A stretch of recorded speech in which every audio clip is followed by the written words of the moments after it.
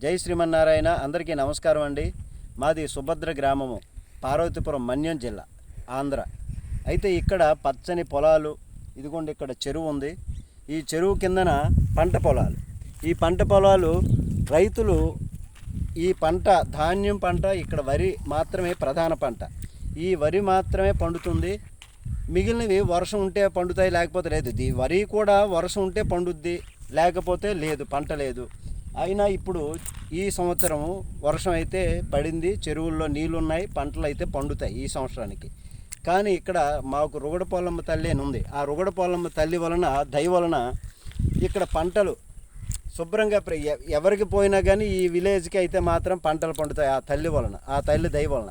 అది సగం పంట రావచ్చు, లేకపోతే 75% రావచ్చు. ఇట్లాగా ఏదైనా కానీ పంట వచ్చేటటువంటి పరిస్థితి ఆ అమ్మగారి దయ వలన.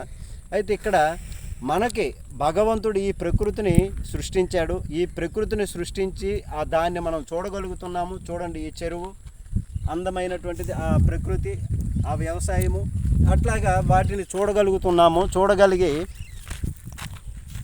మన కంటితో చూస్తున్నాము, మనసుతో ఆనందిస్తున్నాం.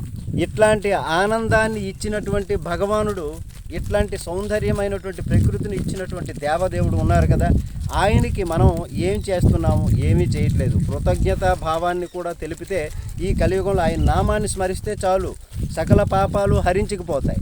కాబట్టి విష్ణు సహస్రనామం చదివినంత ఫలితాన్ని ఇచ్చి, వినేటంత ఫలితాన్ని ఇచ్చేది రామనామము. రామనామం ఒకసారి చెప్దాం.